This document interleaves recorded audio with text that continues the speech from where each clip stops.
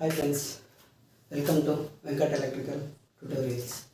Today we are going to discuss about the DC fuse rating. How we need to calculate the DC fuse rating. మనం last క్లాస్లో నేర్చుకున్నాం AC fuse rating ఎలా check చేయాలి, ఎలా దాన్ని calculate చేయాలి అనేసి. సో ఈరోజు క్లాస్లో మనం డీసీ చెక్ చేద్దాం, డీసీ ఫ్యూజ్ ఎలా పెడతాం అనేది చెక్ చేద్దాం. So how to calculate DC fuse.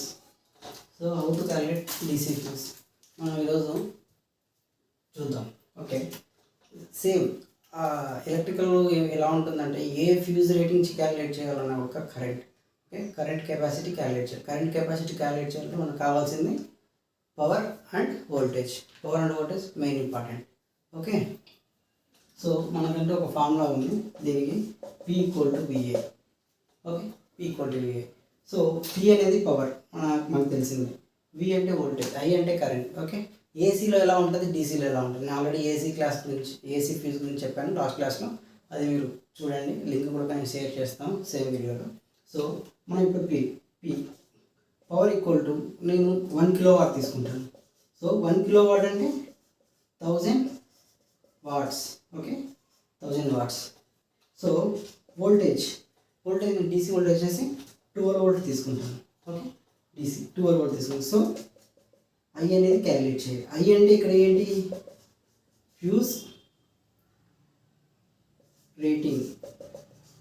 Okay, fuse rating. So మనం ఇప్పుడు క్యాలిక్యులేట్ చేద్దాం.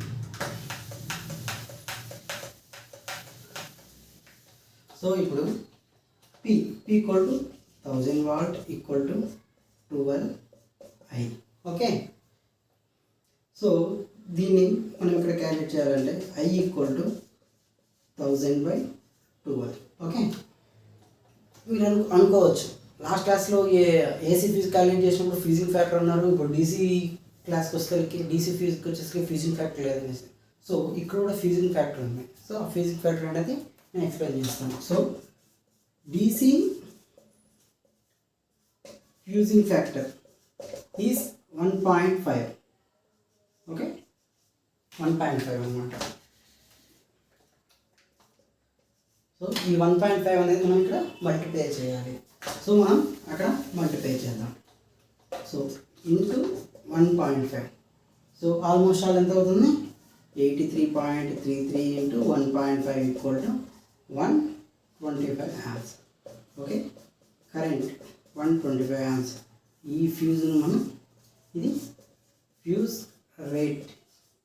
ఓకేనా, ఫ్యూజింగ్ ఒక రేటింగ్ అనమాట. ఇది ఫ్యూజింగ్ అనే రేటింగ్ అనేది, డీసీ ఫ్యూజ్ రేటింగ్ అనేది మనం ఇలా తీసుకుంటాం. సో మీకు ఎలాంటి డౌట్స్ ఉన్నా కూడా నాకు మెయిల్ కానీ లేకపోతే కామెంట్ సెక్షన్లో కానీ పెట్టండి. ఎలాంటి ప్రాబ్లమ్ సాల్వింగ్ అయినా ఎలా క్యాలిక్యులేట్ చేయాలి ఏంటనేది నేను చెప్తాను.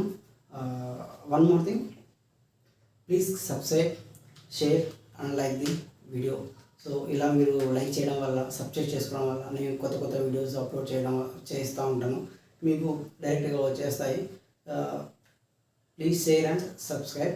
మీరు లైక్ చేయడం వల్ల ఏమవుతుందంటే వేరే వాళ్ళకు కూడా వెళ్తుంది. సో వాళ్ళు కూడా చూసే అవకాశాలు ఉంటాయి.